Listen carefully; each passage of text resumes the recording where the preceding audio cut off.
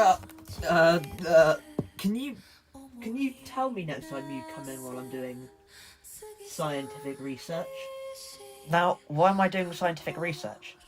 Well, you see, my house is being burnt down by Vikings right now, and I've decided to learn how to defend against them. So, what's this show about then? Well, I thought this would just be a simple little Viking shonen with an easy to understand plot, decent animation from Mappa, and some kind of cool fights. Looking back, it's actually mental how obvious it is that I had not done my research. I mean, firstly, it isn't even a shonen, it's seinen, and the season I've watched, season 1, is animated by Wit Studio.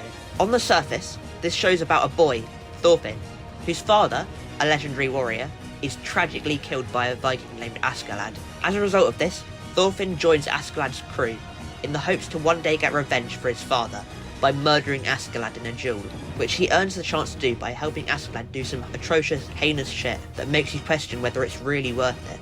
Now, this is the level of knowledge that I had when I was going in, and it makes it sound like a nice, simple, easiest show to just turn off your brain and watch some dumb fun. I didn't expect there to be all that I could want from a Viking anime.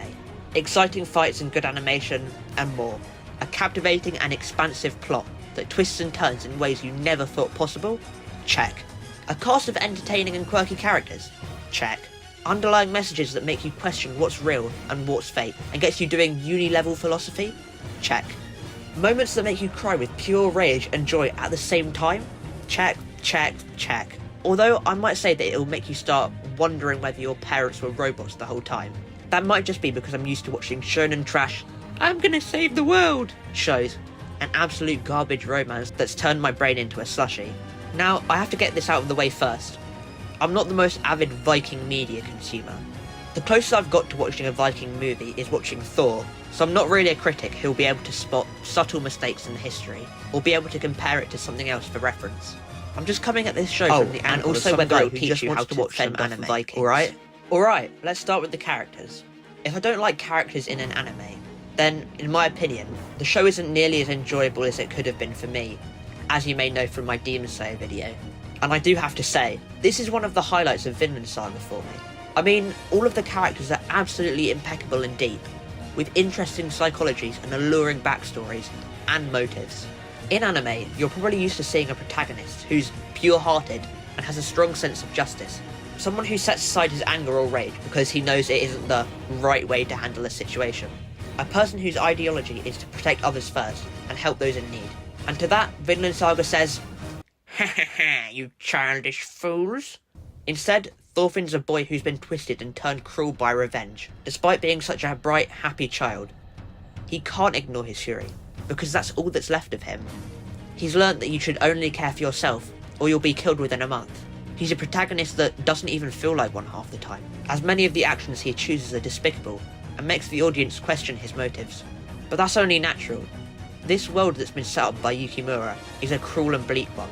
There is no secret helpful organisation to fall back on, no dependable friends or a villain that will hold back. This is why Thorfinn's character makes sense. This is the real world. I mean, when was the last time you heard of somebody unironically screaming about the power of friendship and then beating someone half to death, only to save them because they can always become a better person in the future? Never. Thorfinn's a character based completely in reality, and if that makes him an evil person, then he'll just have to deal with it, because he does what he needs to survive. Also, because he wants revenge, you might picture him as some brooding and edgy guy, muttering every 5 seconds about he's gonna kill everyone, and that he hates the world he's living in. But surprisingly, he's not that. At times he goes a bit emo, but overall he's not too bad. Then there's Askeladd, who's probably a contender for my favourite anime antagonist of all time, if you could even call him that. And as a character, I way prefer him to Thorfinn. He's cunning, sly, but at the same time also really bloody cool. Askeladd's done so much wrong, and he's allowed loads of atrocities to happen, and has recognised that, but he still acts like he's untouchable and done nothing wrong to his followers because, as a leader, he has to. Askeladd has all the typical traits to be a villain, but is somehow made extremely likeable despite this. He gets lots of moments in which he could be called the protagonist, but in the end, he's still unpredictable, and makes many brutal decisions that harm others in the long run. And you just keep learning more and more about him, even up to the last 2 or 3 episodes, which is also something that you never usually see in an antagonist. I also think the dynamic between these two is really well done and interesting to see play out. I mean, Askeladd's the man who literally killed Thorfinn's father right in front of his eyes, and regularly gloats about it to his face. They fight, argue, and act with hatred towards each other most of the time. But there's also some moments in it where Askeladd acts like a true father, sharing his wisdom and past to Thorfinn that he hasn't told anyone before, and showing that deep down he feels sorry for Thorfinn, and is just trying to make up a little bit so he doesn't feel as bad. Finally, out of the main characters, there's Thorkel, who's built up to be the other main antagonist. He's a giant brute of a man who only cares about battle and war. He follows whoever he wants to, does whatever he wants to, and kills whoever he wants to. Despite this, he gets deeper than just a tall man who's strong. His past and motives are explored and explained, and we see that he's just a guy trying to stay alive, whilst having some fun at the same time. Thorkel also has some weird fetish about Thorfinn, and he keeps getting off to the idea of banging him with his stick.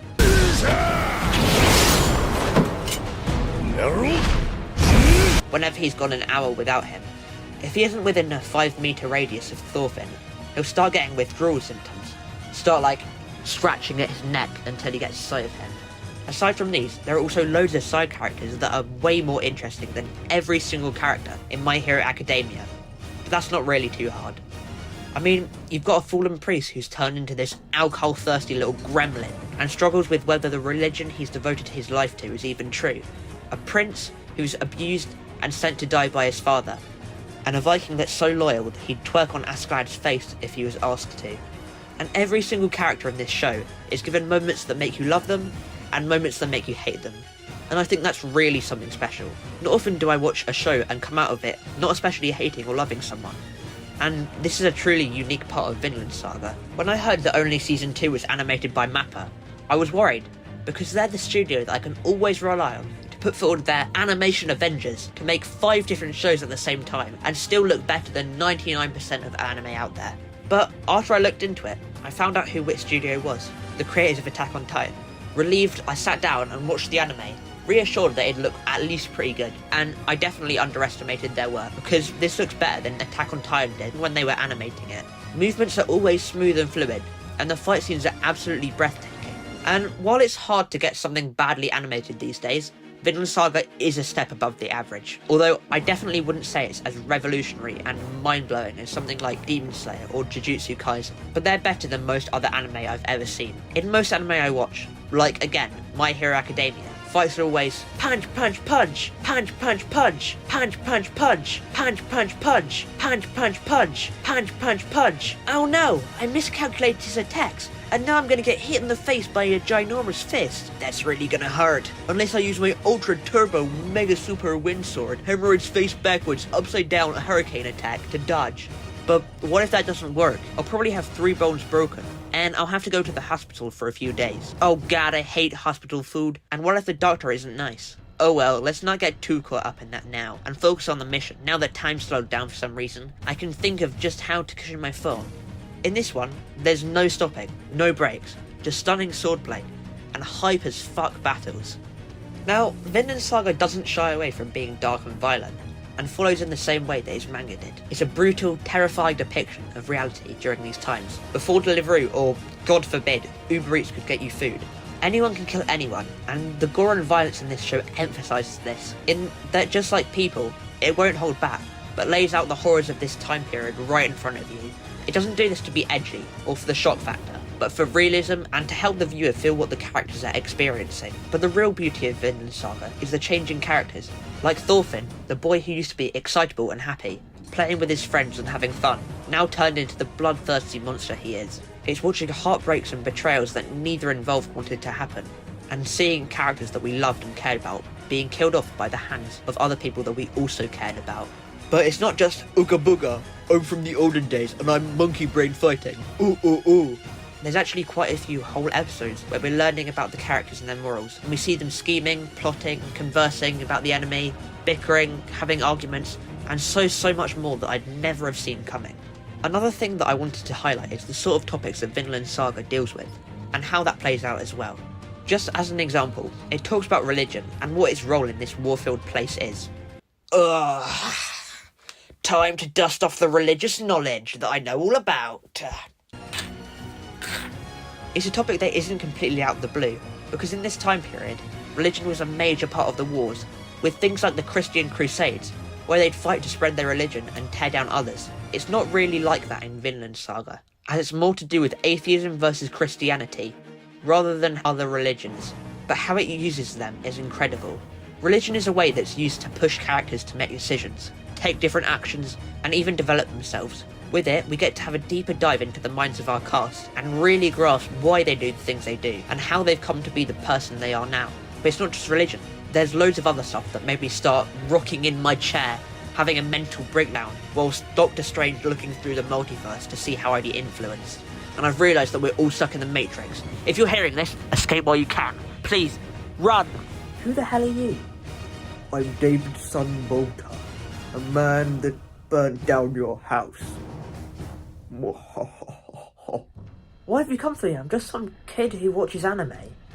Because I'm evil and because of my backstory that you should know.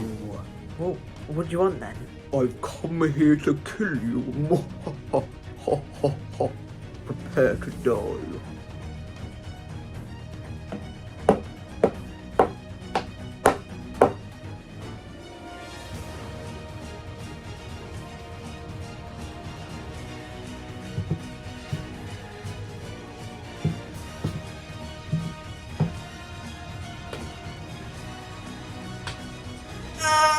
No!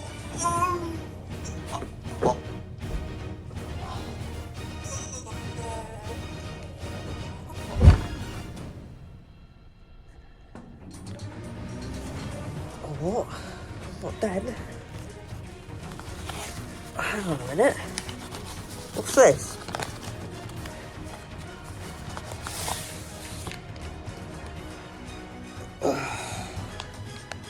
I knew this copy of Vinland Saga would be helpful one day.